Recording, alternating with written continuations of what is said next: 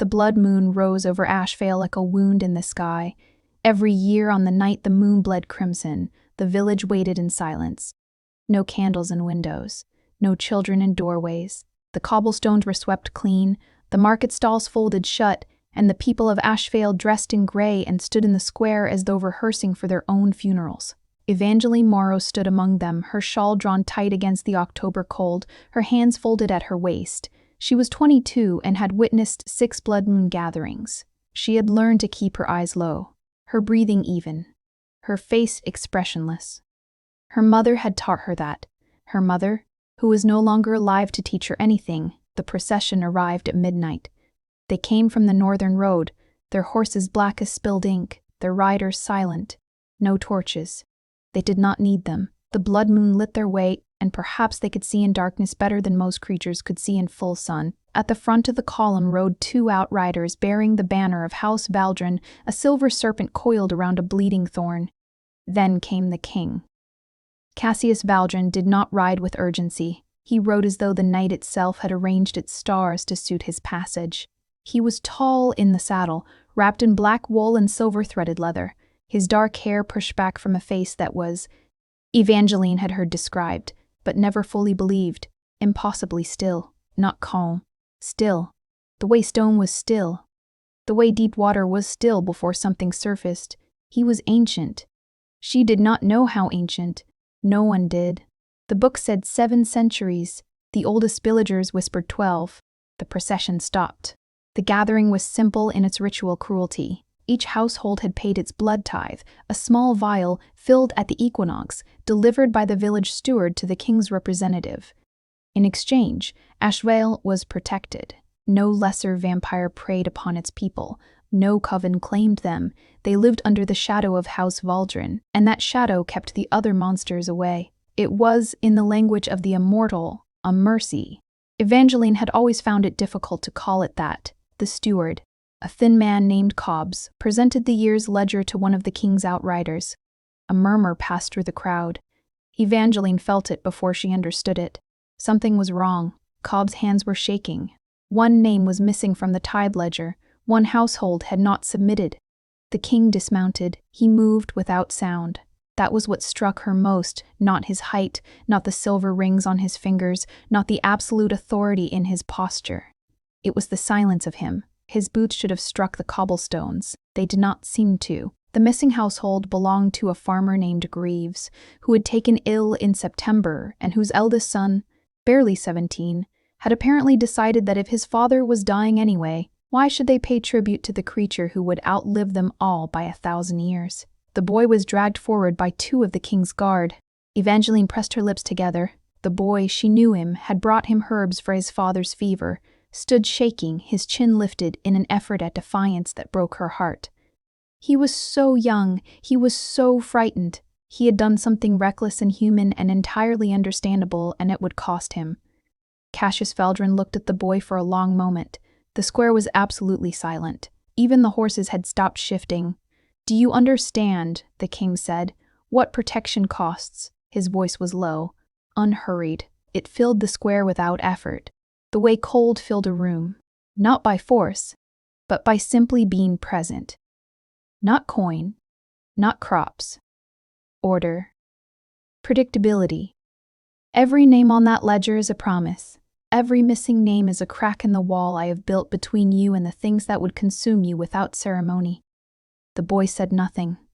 His jaw was tight. "I do not enjoy this," the king continued, and something in his tone made Evangeline believe him, which was perhaps worse than if he had seemed to take pleasure in it. But law without consequence is suggestion.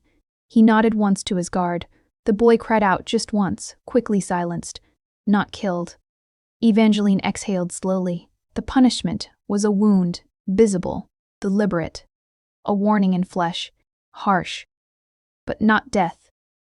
It should have been over then. It was over, for everyone else. The crowd exhaled. The ritual continued. The king turned to remount. And Evangeline looked up. She did not mean to. She had kept her eyes down for 6 years of blood moons. Something, she would not be able to name it afterward, pulled her gaze upward at precisely the wrong moment, and she found herself looking directly at Cassius Valdron's face. He had turned, as though sensing it. Their eyes met. His were dark, not black, she realized, but a deep, lightless gray, the color of sky before a storm that had been building for centuries. They held no warmth. They held no cruelty. They held something she could not categorize, something that moved in the depths of them like a shape beneath water, responding to her gaze with a stillness that somehow felt like recognition. She did not look away. She could not. He did. Cassius Valdron turned and remounted his horse in one fluid motion, and the procession resumed, and the blood moon continued to bleed overhead, and Evangeline stood very still in the square long after the crowd had dispersed. Her heart was hammering. She did not know why. She did not know that, 3 streets away, a figure had separated from the shadows and was following her home. Evangeline lived alone now. The cottage at the edge of Ashvale's eastern lane had been her mother's and her mother's mother's before that.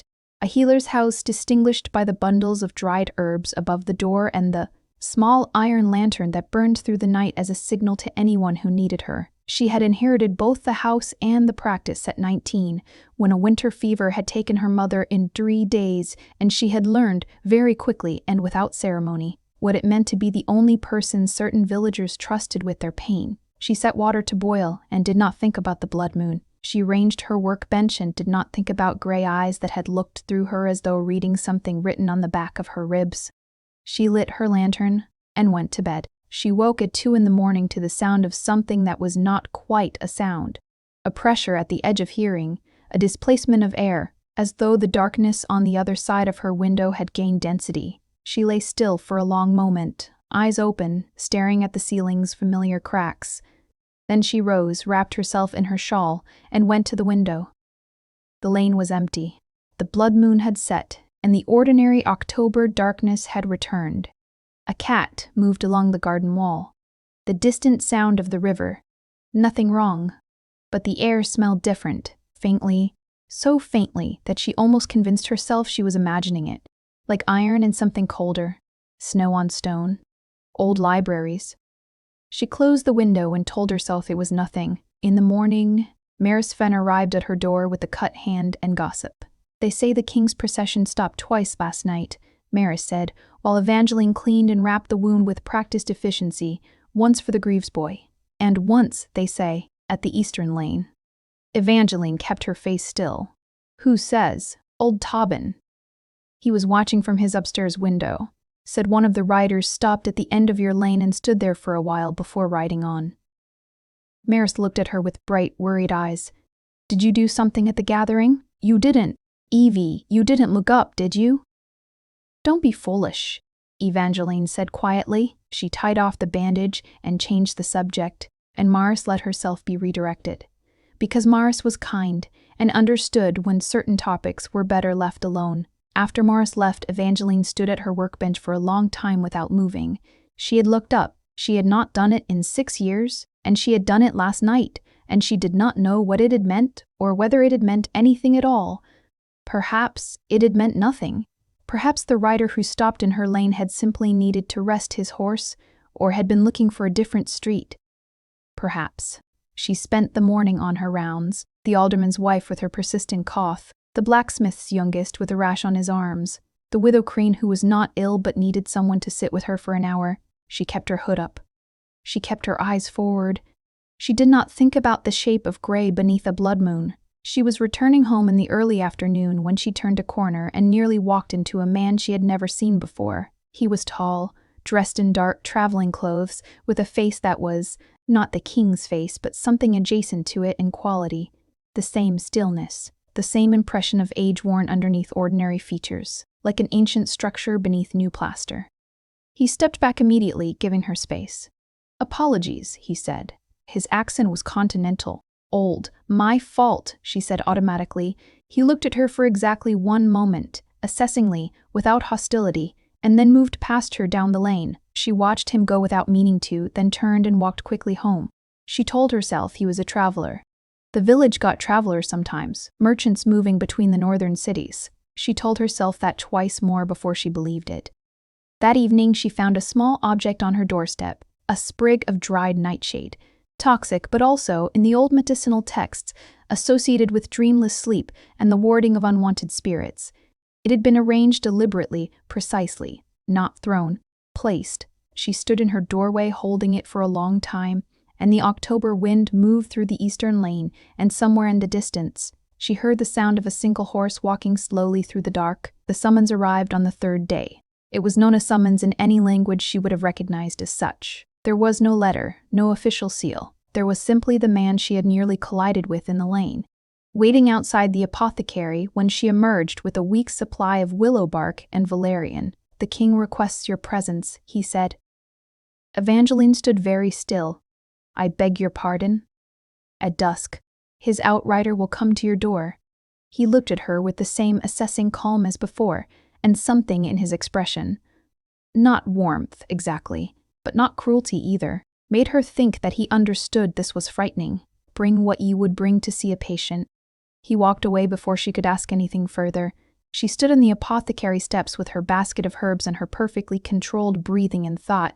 So she had been seen. She had known she might be. She had looked up. She had broken the rule everyone in Ashvale understood without being told. And now she was being summoned by a being who was 7 centuries old, or 12, and who had overseen punishments for smaller transgressions than looking at him, except he had not killed the Greaves boy. That thought stayed with her as she walked home, as she sorted her herbs, as she sat by her window and watched the afternoon light flatten into gray. He had not killed the boy, when law might have allowed it.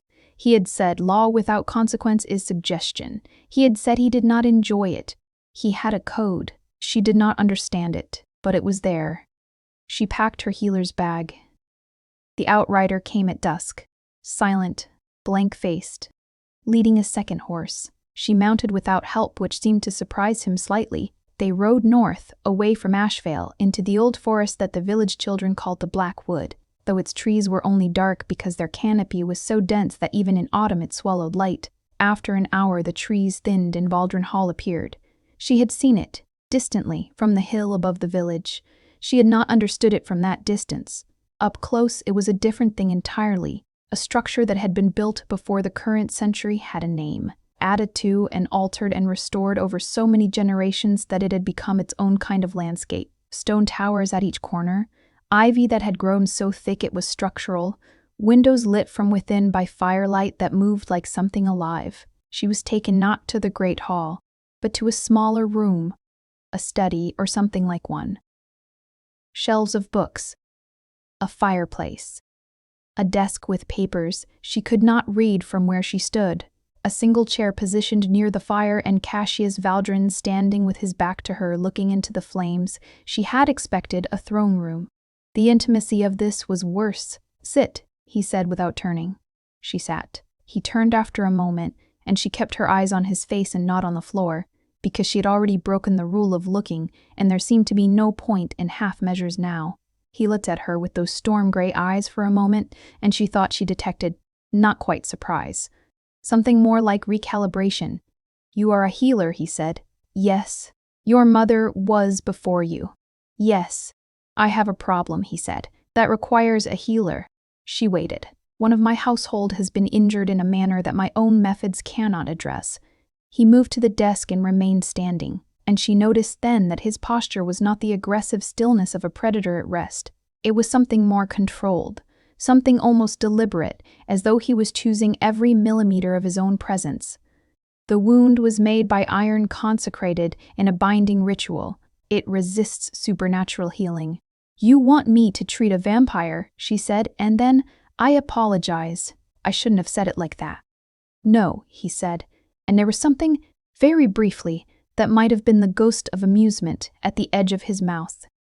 "You said it accurately. Do you object?" She thought about it. "I would need to know what I was looking at." "That is a reasonable condition." He led her deeper into the house. She treated the wound, a long gash across a young vampire woman's forearm, inflamed in a way that no natural injury should have been. With yarrow and a drawing poultice she mixed on sight, and then with careful stitching she had learned from the surgeon who visited Ashvale every summer. The young vampire did not flinch. She watched Evangeline with enormous dark eyes and said nothing. When Evangeline straightened and repacked her bag, Cassius Valdron was standing in the doorway. "It will close fully in 3 days," Evangeline said. "Change the poultice each morning. Don't let her use that arm." He nodded once. He walked her back to the outrider without speaking, and she was nearly mounted when he said, from behind her, "You did not look down at the gathering." She paused with one foot in the stirrup. "No. Why?" She considered the honest answer and gave it. "I don't know."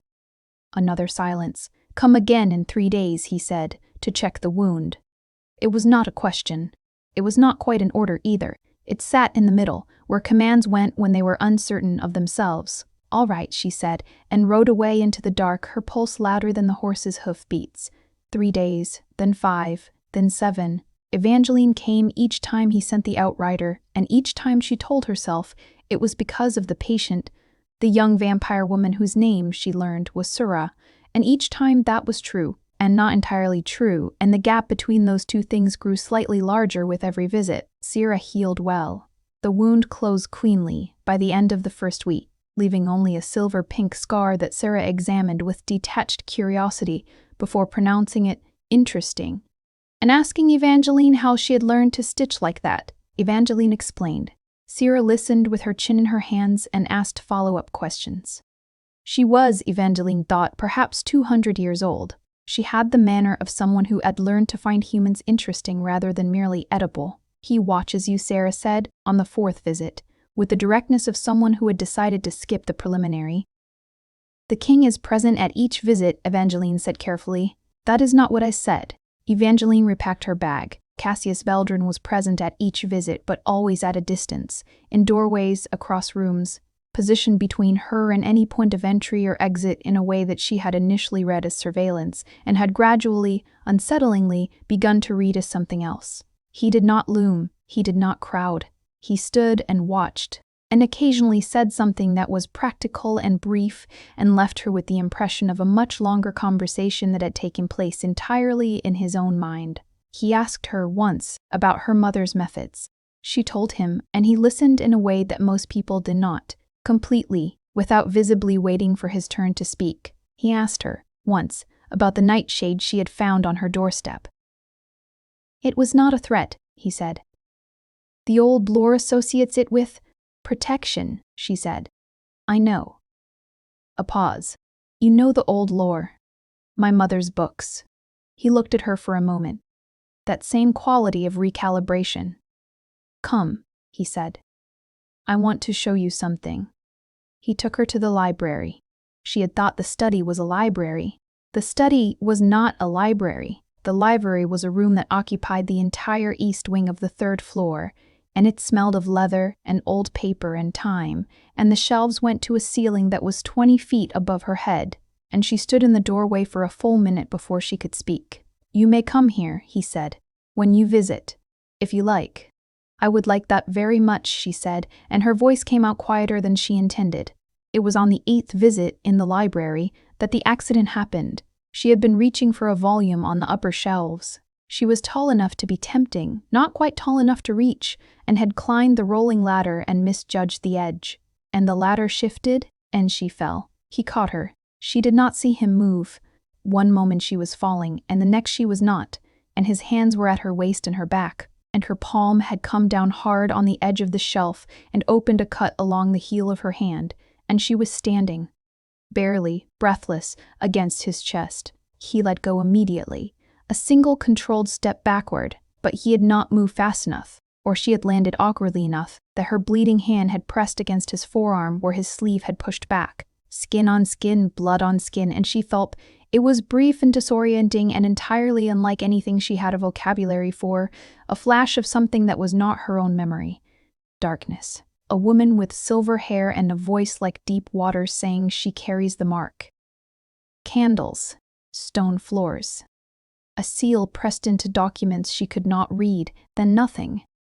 Her own heartbeat. Her own hand bleeding steadily. He was very still. She looked up at him. She had to look up. He was taller than she'd registered at close distance, and found him watching her with an expression that had, for one unguarded moment, lost its absolute control, I'm sorry, she said. The latter, are you hurt? My hand, it's not serious. He did not move to assist her. He stood at his controlled distance and watched her wrap her own hand with the cloth she pulled from her bag, and his jaw was set in a way that was not anger. Something more interior, something he was managing very carefully. What did you see? He asked, very quietly. She looked at him. Excuse me, when our blood touched. His voice was even. What did you see? She considered lying. She looked at his face and thought about the nightshade on her doorstep, and the library and the way he listened, and she said, a woman. Silver hair. She said something about a mark. He turned away. Go home, he said. I will send for you when I can explain. When will that be? Soon, he said. Please. The please was so precise and deliberate that she understood it had cost him something. She went home, and she did not sleep, and in the morning her hand had healed much faster than it should have. He sent for her 2 days later, not through the outrider, through a letter, written in a hand so precise it looked engraved, delivered by the strange man from the lane whose name, she had learned, was Dex, and who was not a vampire but something she had not yet found the right word for. She had stopped asking. The letter was brief. There is a history between your bloodline and mine that predates your birth by many generations. What you witnessed was blood memory, an involuntary transmission that occurs when a mortal carrying a particular genetic marker comes into contact with an elder's blood. I owe you an explanation. Come at your convenience, not mine. CV. She came that evening. He met her not in the study or the library, but in a room she had not seen before. Lower in the house, with stone floors and no fireplace lit by lanterns. In the center of the room was a long table, and on the table were documents, old ones. Some in languages she couldn't read, some with seals she recognized from the old lore books in her mother's collection. He stood at the head of the table and waited for her to approach. Your grandmother's grandmother, he said, without preamble, was a woman named Isolda Morrow. She was a healer, as you are. In the winter of 1691, she performed a service for House Valdron that saved the lives of 11 members of this household during an outbreak of blood plague, a sickness that affects our kind as virulently as ordinary fever. Affects yours. Evangeline moved closer to the table and looked at the documents. In gratitude, he continued, the head of House Valdron at the time, my predecessor, my mentor, offered her family permanent protection and entered her bloodline into our lore records. A mark was pressed into the covenant. It passes through the maternal line. A mark, she said. What kind of mark? Blood memory. He moved along the table, not toward her, just parallel rearranging documents for her to see. When a member of your line comes into contact with Valdron blood, impressions are shared. The elder's memories bleed briefly into the mortal. What you saw, the woman with silver hair, was Isolda Morrow herself, as I remember her. He paused. I treated her once, for an injury she sustained on our behalf. Evangeline looked up from the documents. You knew her. I did. You've known who my family was. I knew your bloodline was registered, he said carefully. I did not know until the night of the gathering that the Morrow line was still active in Ashvale. When I saw you... He stopped. When I looked at you, she corrected quietly. Yes. Another pause, more waited. It was unexpected. She turned back to the documents. They were deeds of protection, formal records of the covenant, renewed every generation, signed in ink she recognized now as having a faint brownish quality that was not quite the color of ordinary ink. Does everyone in your household know about this? She asked. Dex does. Sierra does not. It was not relevant to her situation. And is it relevant to mine? He looked at her across the table, and she held the look steadily, because she had been holding his gaze for weeks now, and she was not going to stop simply because the conversation had become significant. The blood memory will deepen, he said, with repeated contact. The covenant your ancestor made was intended as protection only, it was never meant to be activated. He folded his hands behind his back. What I need you to understand is that the visions you may experience are my memories. They are mine, and some of them are... He seemed to search for a word. Old, and not gentle. I'm not easily frightened, she said. No, he said. I have noticed that. Something shifted in the room, not the temperature, not the light, but the quality of the silence between them. She noticed that she had moved slightly closer to the table during the conversation, which meant slightly closer to him, and that he had not moved back. "The covenant also carries an obligation," he said, and his voice had returned to its most controlled register, which meant she was learning that he was managing something. "To the Morrow line. Protection as long as the line continues." "You've been protecting Ashvale," she said, "because of my family." "Not solely," he said, "but partly." She thought about 6 years of blood moons and her mother's death and the cottage with the iron lantern. "The nightshade," she said, "that was you." He did not answer, which was an answer. She looked at the documents for a long time. "Then, what are you not telling me?" The silence lasted long enough to have a shape. "The covenant," he said at last, "was sealed with a condition. If the Morrow line ever produced a carrier strong enough to receive the full blood memory, not fragments but the full record, the covenant would shift from protection to something older, something the lore calls a binding." The word landed quietly and stayed there. "And am I?" she asked, "strong enough?" He met her eyes. "I don't know yet," he said. "That frightens me." She had not expected him to say that last part. She was almost entirely certain he had not meant to. She did not go back for 4 days, not because she was frightened. She examined the fear carefully and found it was not fear exactly, but something more like the vertigo that came from standing at the edge of a height that was beautiful and could kill you in equal measure. She needed to think clearly, and thinking clearly in Valdron Hall had become complicated. She visited her patients, she ground herbs. She sat with Widow Crane and listened to stories about an Ashvale that had existed before Evangeline was born, and the listening steadied her. On the 4th night, she woke from a dream that was not entirely hers. It was brief. A corridor in Valdron Hall she had not seen, lit by lanterns that burned with blue fire, and at the end of it, a door.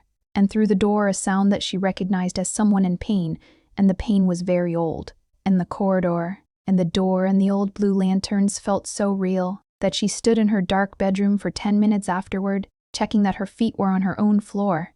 She went back in the morning. Dex let her in without comment, and led her not to any of the usual rooms but upstairs, to a corridor she had not seen before, and she stopped walking when she recognized it. Stone floors, blue-flamed lanterns. Not identical to the dream, but close enough. "I dreamed this," she said. Dex looked at her with his assessing calm. "That will accelerate.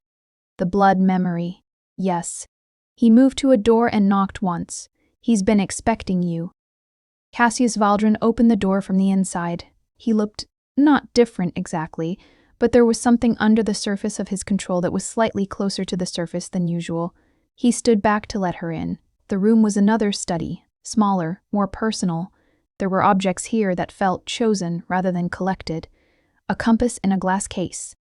A folded piece of cloth, very old, framed on the wall. Miniature portraits. She stopped in front of the portraits. She recognized the woman in the third one. "That's Isolda Morrow," she said. She knew from the painting in her mother's locket, the same long jaw, the same heavy-lidded dark eyes that she'd always been told she'd inherited. "Yes," he said, from behind her. She looked at the portrait for a long moment. Isolda Morrow had lived and died 200 years ago, and she had known this man, and he had kept her portrait, and that was. Evangeline searched for the right response and found none that fit neatly. "You kept it," she said. "I keep records of those who mattered to this house." Is that all she was? A record? A silence? No. She turned to look at him. His expression had that quality again, the thing she'd first seen on the night of the blood moon, when their eyes had met in the square. Something moving in the depths, responding to her presence with a stillness that felt like recognition and something more complicated than recognition. "What was she to you?" Evangeline asked. "A person I respected," he said after a moment. "A healer who worked without fear and asked for nothing and gave everything she had to anyone who needed it." He paused. "You are very like her." It should have been an impersonal observation. It did not land that way. "The binding," she said, because she needed to speak about something concrete. "What does it mean? What does it require?" He moved to the window and stood looking out at the gray October sky. It is a covenant older than the current coven laws. In the old language, the word translates most closely to witnessed union, a bond between a mortal blood carrier and the vampire lord who holds the covenant, sealed by a mutual exchange of blood memory, full access, complete. He paused. It would mean you could see everything I have ever witnessed, every century, every loss. And what would you see from me? Everything you are. His voice was precisely level. I am told it is not painful. I am told it is irreversible. She stood with that. You said, I am told, she said. Has it never happened? The covenant has existed for 200 years, he said. You are the first Morrow strong enough to receive it. A pause. And I have existed for 7 centuries. I have been careful with things that cannot be undone. Are you telling me you don't want it? He turned from the window. I am telling you it is your choice, not mine. It has always been the mortal's choice. She looked at him, really looked, the way she had learned to do in weeks of visits, past the controlled surface to what moved beneath it. He was telling the truth. He was also, she thought, not telling her something he was managing with the same deliberate care he brought to everything. What are you not telling me? She asked, again, because it was the right question. He looked at her for a long moment. If the binding is completed, he said, and then broken, by death or by distance or by choice, the grief is mutual. And for a creature who cannot die easily, mutual grief has a particular quality. She understood. He was telling her that she would grow old and die and he would not, and that the binding would make that loss something he would carry for the rest of his existence, which was very long indeed. He was telling her he was afraid, not of her, of losing her. She opened her mouth to speak, and before she could, the sound of something breaking rose from the lower floors. Not an ordinary breaking, but the percussive crash of warding glass, which she knew from her mother's books meant only one thing. Something had breached the wards of Valdron Hall. The coven had come. Not all of it. 3 representatives, she learned later, which was the minimum required for an official judgment, but 3 was enough. 3 members of the Valdron Coven High Council who had jurisdiction over all matters of covenant law within their territory, and who had apparently been watching the eastern lane for some weeks. Cassius moved without urgency and without haste, and entirely without hesitation. Stay here, he said, not harshly, precisely, and left the room. She gave it approximately 40 seconds, which was as long as she could bear, and then followed. The entry hall of Valdron Hall was lit by the chandeliers above and 3 additional presences that she registered first as people, and then, as she descended the stairs, as something else. They were dressed in formal dark clothing, correct and austere, and they stood in a line at the foot of the stairs, with the posture of those who had spent a very long time being given deference and intended to continue receiving it. The one in the center was a woman. Silver hair, bone-white skin, dark eyes that moved to Evangeline the moment she appeared on the stairs and stayed there. The mortal, the woman said, with an inflection that managed to be neither accusation nor simple identification, but sat precisely between them. The healer of Ashvale, Cassius said, under Valdron protection, as registered in the covenant records for the past 2 centuries. We are not disputing the registration. The silver-haired woman moved her gaze from Evangeline to Cassius with the slow deliberateness of someone who had centuries to spend on small gestures. We are here to address reports that the blood memory covenant has been activated, involuntarily or otherwise. Involuntarily, Cassius said. An accident, treated immediately, and subsequently, a silence. She has been informed of the covenant's existence, he said. Nothing more. The silver-haired woman, Evangeline had placed her now as Counselor Vane, whose name appeared in the oldest of the covenant documents she'd read on the table, looked at her again. Come down, girl. Evangeline descended the stairs. She stood in the entry hall and met the counselor's gaze and kept her hands still at her sides. Do you understand what has been offered to you? Counselor Vane asked. Not offered, Evangeline said. Explained. A pause. Counselor Vane's expression did not change, but something behind it recalibrated. Do you understand what you carry? I'm learning. The covenant your ancestor made was generous. Perhaps too generous. Vane moved a step closer. What concerns this council is not protection, which is lawful, but binding, which is not. The old binding covenanters were abolished by council decree 300 years ago. On what grounds? Evangeline asked. Vane looked at her. Grief contamination, Vane said, after a pause. When a bound vampire loses their mortal, the emotional damage has historically led to behavior that endangered the surrounding population. Her voice was perfectly even. It is a welfare provision as much as a legal one. You abolished it to protect humans, Evangeline said, because she wanted to be certain she was understanding correctly. To protect both parties, Vane said, your kind and ours. Evangeline stood with this. Nothing has been done, Cassius said from across the hall. His voice was controlled, but she could hear the edge beneath it. Not anger, something more tightly wound than anger. No binding has been completed. This is a courtesy visit. It is a warning, Vane said, and turned back to him without ceremony. The council is watching. The mortal is under your protection, and we respect that. But should the old covenant activate further? She stopped and looked at Evangeline one more time, with something that was not, Evangeline thought, entirely hostile. It was closer to pity, and that was worse. There will be a formal hearing, and at a formal hearing, the council's authority supersedes any covenant, old or new. They left as they had come, with the particular silence of those who had never needed to make noise to be felt. The entry hall seemed larger in their absence. Evangeline stood at the foot of the stairs and did not speak for a moment. Then, they came to warn you off. Yes, he said, and if you don't, they will attempt to dissolve the covenant entirely. He came toward her, stopped at his characteristic distance, which would remove Ashvale's protection. She looked at him. Is that why you're telling me this? So I understand what's at stake if I... No. He said it with a sharpness that surprised her, that surprised him too, she thought, because he paused. No, I'm telling you because you deserve to know all of it. And if I choose to complete the binding, I would face the council. He said it simply. It would not be simple, but you would. He met her eyes. Yes. She thought about a 7th-century-old vampire lord standing in a council hearing for a human girl from a village he protected for 200 years, and something in her chest did a thing it had not done since before her mother died. Opened, slightly, like a window. The entry hall lamp flickered. At the window, a shadow moved that should not have been there. One of the council had stayed behind.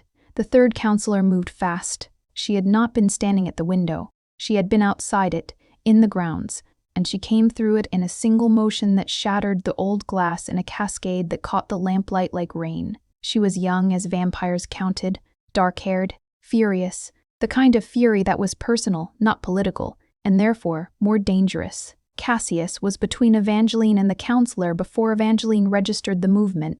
Mira, he said, one word, very quiet. You know what this is, the young vampire said, her voice tight. You know what the old binding does to the lord who holds it. You've seen it. Enough. I have watched you for 300 years, Cassius, and you have given nothing to anyone. And now a human girl looks at you, and you are going to... I said enough. His voice had not risen, but it had changed quality. Not louder, simply more present, the way a light did not need to be loud to illuminate. You are outside your authority. You are also in my house. Mira looked at Evangeline over his shoulder. Evangeline held the look. Her heart was hammering. She did not step back. She'll die, Mira said, and her voice had changed quality too, less fury, more something older. In 60 years she'll die, and you'll carry it for the rest of your existence, and you have no idea. She stopped. You don't remember what it did to Matthias? A silence. I remember, Cassius said quietly. Then why? Because it is her choice. He did not move. And mine. Not yours. Not the council's. Another silence, longer. Mira looked at him for a moment, and Evangeline had the impression of watching a very old argument reach an ending point. Not resolved, but exhausted, Mira turned and left through the broken window, not violently this time, but with the quiet of someone who had said what they came to say. Cassius stood for a moment with his back to Evangeline. Then he turned. She had seen him controlled. She had seen him precise. She had seen the ghost of amusement and the careful management of things he did not say. She had not seen him look quite like this. Not undone, Nothing so dramatic, but the very top layer of control was absent, and what was beneath it was something older and tireder and more human than she had expected. Matthias was a friend, he said. He completed the old binding with a mortal woman 3 centuries ago, and when she died, he stopped. The grief was compounded by the full memory. He had everything she had ever experienced, perfectly preserved, and no way to stop remembering it. What happened to him? He chose to end his existence, he said, in the only way available to us. She was quiet for a moment. And you've been careful, she said. For 300 years. Since then.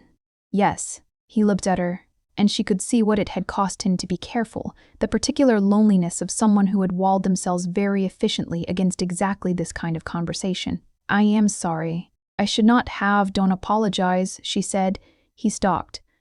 You said it is my choice, she said. I'd like to think about it, but I'd like to think about it honestly, which means I need to understand what you want, not what the council wants, not what's lawful or safe or wise, what you want.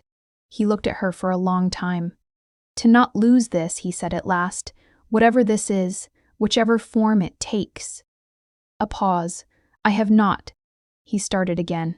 I have existed for 7 centuries, and I have been useful, and I have been powerful, and I have been correct. I have not. He stopped again, and the stopping was very precise, very managed, and she understood that he was navigating the edge of something he did not have well-rehearsed language for. Come here, she said quietly. He came, with the same economy of movement as always, no urgency, but this time no controlled distance either. He stopped close enough that she could have reached for his hand, close enough that the cold of him was present on her skin. She reached for his hand. He stilled completely. She held it, both hands around one of his, the way she held the hands of patients who were frightened and needed something to press against. She was not afraid. She did not analyze why she was not afraid. She simply held his hand, and he stood very still, and the broken window let in the October air. And neither of them spoke for a long time. I'm not going to make a decision tonight, she said. I know. His hand turned slightly in hers, not pulling away. Adjusting, his long fingers curled around hers with a care that was so deliberate it hurt to look at. I'm not asking you to. But I'm not going anywhere, she said. He exhaled. It was the smallest sound. She didn't think he breathed very often, out of habit rather than necessity, and that small exhalation was significant. All right, he said. They stood like that for another minute, in the lamplight, with the autumn coming in through the broken window, and it was not a resolution. It was not a declaration. It was something quieter and more durable than either. She went home that night and slept without dreams. In the morning she had 4 patients and a decision that was not so much building as settling, gradually, the way sediment settled in still water. Not fast, not dramatic. She was not given to drama, and she had not survived 3 years of sole practice as a village healer by making decisions she wasn't prepared to live inside. She thought about Matthias. She thought about what Cassius had said. The grief was compounded by the full memory. She thought about it not with abstract sympathy but with the practical orientation of someone accustomed to considering how people suffered and what could be done about it. She could not stop her own death. No one could. But she could, perhaps, think about what she left behind and in whose keeping. She went back to the hall on the 6th day. He was waiting. Not obviously, not at the door, not positioned for it. She found him in the library reading, which she thought might be the most honest thing she had seen him do. He looked up when she entered. I have questions, she said. Yes, he said, and set the book down. She sat in the chair across from him. If the binding is complete, and I die, as I will, in some number of years, will you be able to choose what to do with the grief? Or will it be the same as what happened to Matthias? He considered. Matthias had no structure for it. He completed the binding impulsively. He had not thought about the end. A pause. I have thought about the end. And I am 7 centuries old, he said. I have buried more people than most civilizations.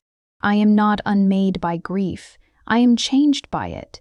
But that is different. He looked at her steadily. I cannot promise it will not hurt. I can promise I have built a self that does not break. The full memory, she said. Everything I've ever experienced. Is there anything in that? She paused, examining the question for vanity. Is there anything in that you would find difficult? He looked at her with the ghost of something that was softer than amusement and warmer than calm. Evangeline, he said. And it was the first time he had used her name, she realized, without title or address, just the name itself, and it was a different word in his mouth, it had different weight. I have 7 centuries of memory, including wars and famine and 3 separate collapses of civilizations I watched from a distance. Your memory will not contain anything I cannot hold. She sat with that. One more question, she said. What is required for the binding? He was quiet for a moment.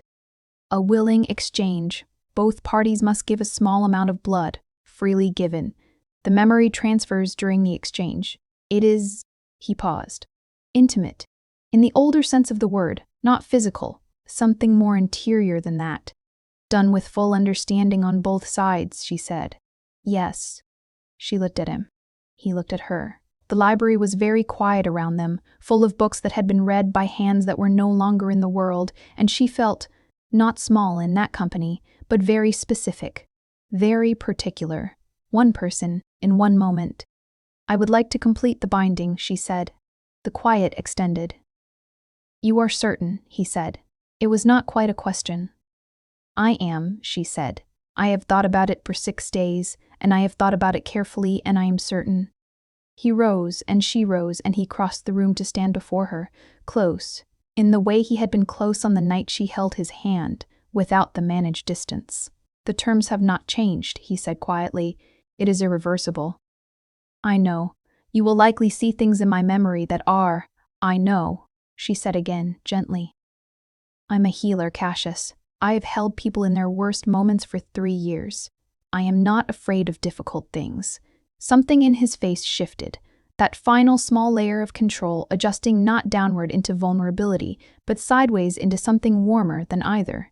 He took her hand. He turned it palm up, and from his own hand he drew a small, precise cut. She did not see what made it, only the thin line of blood, dark and immediate. She took the small knife from her healer's kit, because of course she had one, and made an equivalent cut on her own palm. And when their hands pressed together, wound to wound, she was ready. The memory came like a tide. Not crashing, nothing so violent.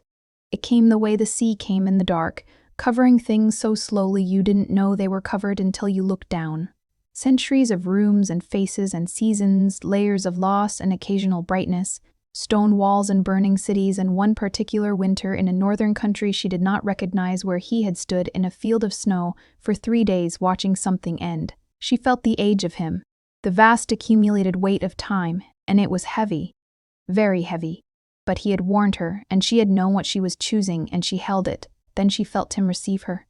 22 years, a cottage at the edge of an eastern lane, her mother's hands showing her how to mix a poultice, the loneliness of the first year alone, the satisfaction of a wound healing clean, 6 blood moons with her eyes kept low. He received all of it with a stillness that she felt from the inside, and it was not small to him. Nothing she was small to him. When it was over, they were still standing. Her hand ached where the cut was already closing faster than it should have. He was looking at her with an expression she had not seen before, unguarded, in the way that people were when something had moved through them and left them changed. Are you all right? She asked. Yes, he said, and then are you? Yes. She was, she thought, entirely, genuinely yes. It was heavy. Your 22 years, he said, were heavier than you know. He lifted her hand and pressed his lips to the healing cut on her palm, not passionately. Precisely. A seal, an acknowledgement. What happens now? She asked. Now, he said, we tell the council. The council did not take it well. She had not expected them to. The formal hearing was held at Valdron Hall, the council's concession to Cassius's standing, as he was the eldest covenant holder in the region and entitled to certain procedural privileges. 3 councillors came in official capacity. Mira was not among them, which was its own kind of answer.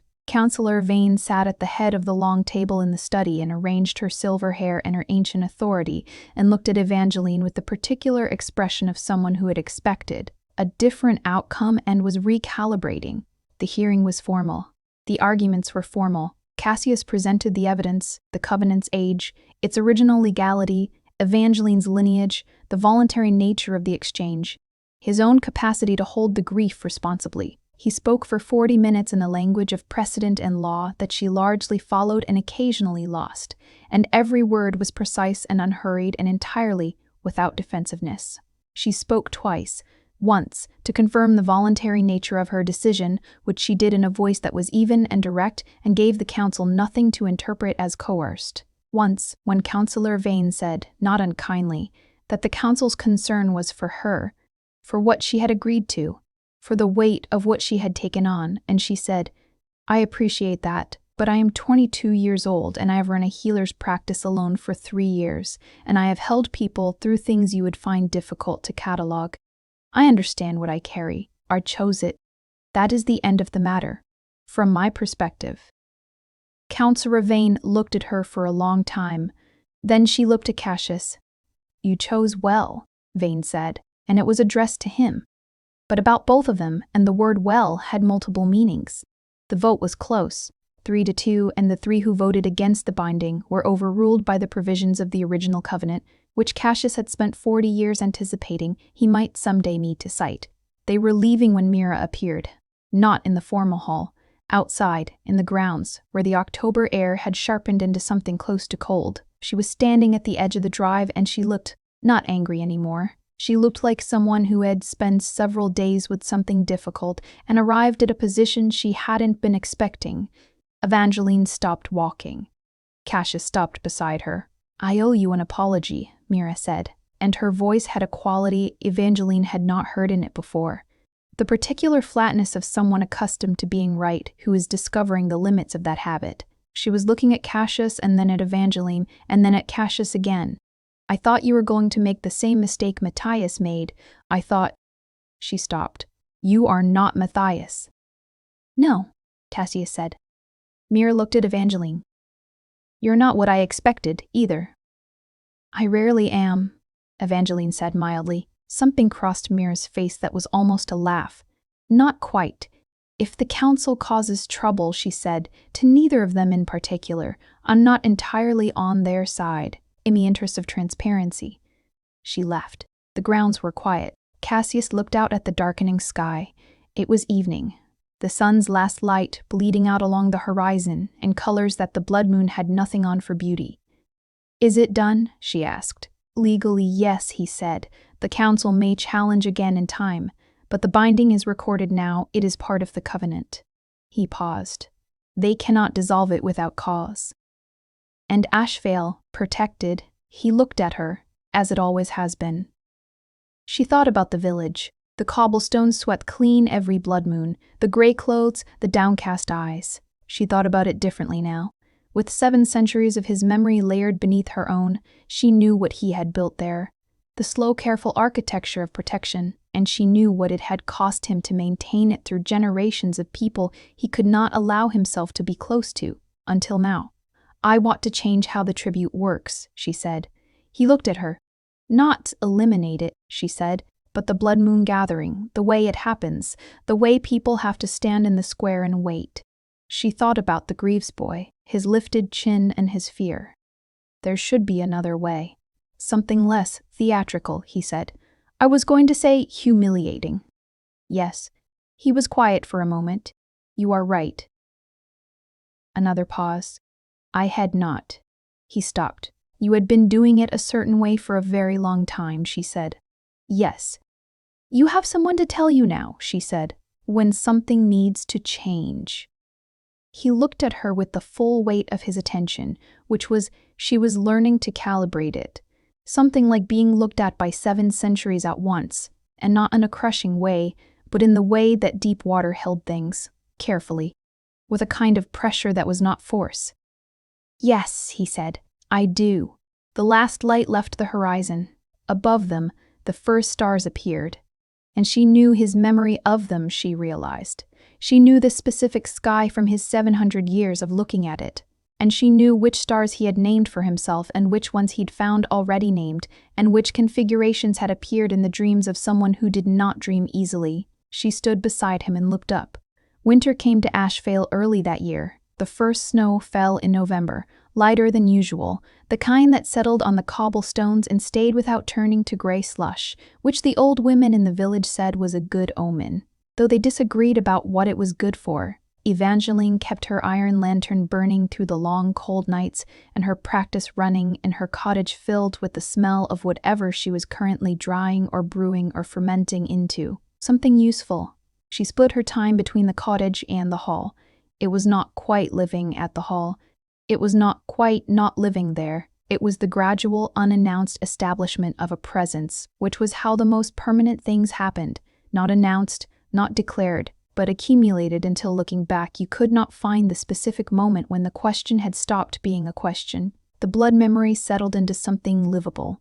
She had worried about that, about the weight of 7 centuries beneath her own 22 years, about whether she would lose herself in it. She did not. It was more like having a deep archive she could access and also set down. The memories were present and detailed and occasionally, without warning, would surface in response to something she saw or smelled or touched. She walked through a particular door in the hall one afternoon and felt, briefly, the winter of a different century, a different cold. She had learned to breathe through those moments without distress. She knew, from the binding, from the small conversations they had slowly been building toward honestly, was doing the same with her 22 years. He told her once that he had not expected her mother's death to be as immediate in his memory as it was, not the fact of it, the specific morning after, the exact quality of the silence in the cottage, the way she had made tea and sat with it without drinking it for an hour. "I'm sorry," she had said. "Don't be," he'd said. "It is yours. I am glad to hold it." The blood moon gathering in November was different. It was not announced as different. She had not wanted something proclaimed. The procession did not come to the village square.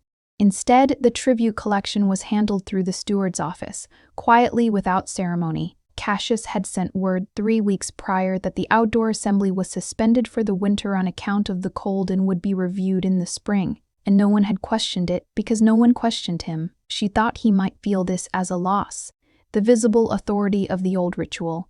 He did not seem to. When she asked, he said, "Authority held by fear is not authority, it is hostage-taking." And then he had looked slightly surprised at himself, as though she had drawn the observation out of a part of him that had been thinking it for a while, but had not yet arranged it into words.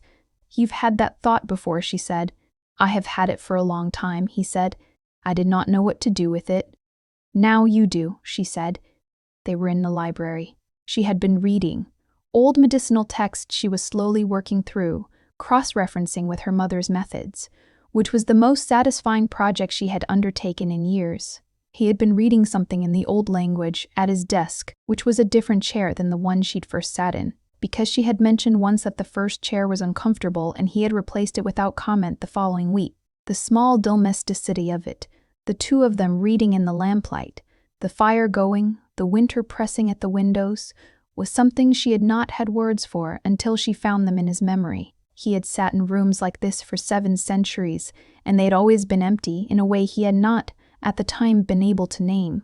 She named it now, Cassius. He looked up. "Thank you," she said. He considered this with his characteristic care. "For what specifically?" "For the library," she said. "For the nightshade on the doorstep. For answering my questions honestly even when they were inconvenient." She paused. "For looking back, in the square, when I looked up."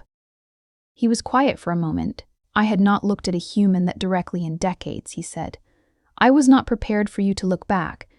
"Were you ever going to say something?" she asked. "If the latter hadn't, I don't know," he said, and the honesty of it, the absence of a grander answer, made her chest do the thing again. Opening slightly, like a window. "I was trying to be careful." "I know," she said. She got up from her chair and crossed the library and sat in the chair beside his desk, which was closer, and he did not rearrange himself to restore distance, and the fire was warm, and the winter outside was doing the particular thing that winter did when it was soft and early, pressing everything closer together, drawing the light inward. "I'm going to grow old," she said. Not sadly. Factually. "Yes," he said. "And you're going to watch that." "Yes." "And when it's over," she said, "you'll carry it." "Yes." His voice was steady. "I have thought about what that means for a long time, Evangeline. I have had the entire catalogue of human grief in my memory for 7 centuries, and I know what it costs, and I know what I am choosing. I choose it." A pause. "I would choose it again." She leaned her head against the back of her chair and looked at him. The long, particular face, the storm-gray eyes that had looked through the square at her on a blood moon night and changed the architecture of everything after. "Tell me something," she said. "Something from your 7 centuries. Something good." He thought for a moment. "There was a spring," he said, "in a country far to the east, where I spent 3 months in a fishing village. I had taken ill, which is rare for our kind, a particular curse of the time, and I was not well enough to travel. The fishermen did not know what I was. They thought I was a foreign merchant, recovering from a fever. They fed me." He paused. "Every morning one of the children brought me a bowl of something hot and sat on my doorstep and asked me questions about places they had not seen, and I answered them, and they went away satisfied." Another pause. "It was the most useful I had felt in a very long time." She listened with her full attention. "I have not told anyone that," he said after a moment. "I know," she said. She knew from the memory. It was there, warm and precise, the fishing village, the bowl, the child's questions. "I'm glad you told me." The fire settled. The wind moved through the eaves. Outside, the snow was falling again, the good Amonan kind, light and clean, covering the stones without leaving a mark. She thought about what it would mean to be here, in this library, in this life, in this long, unlikely covenant, for as many years as she had. She thought it would be enough. More than enough. She thought it would be the kind of enough that accumulated slowly into something that did not need a different name. He reached out and turned one of the lamp's small dials, brightening it slightly against the winter dark. A small thing. A thing done without thought, or with the particular kind of thought that had already accounted for her, already included her in the calculation of what the room needed. She looked at the light he had made, and she stayed. Outside, the blood moon was gone, replaced by an ordinary winter sky full of stars he had named for himself across 7 centuries, and she knew them all now, which was perhaps the truest way she could think of to describe what had happened between them. She knew his stars. He knew her silences. That, she thought, was enough for a beginning.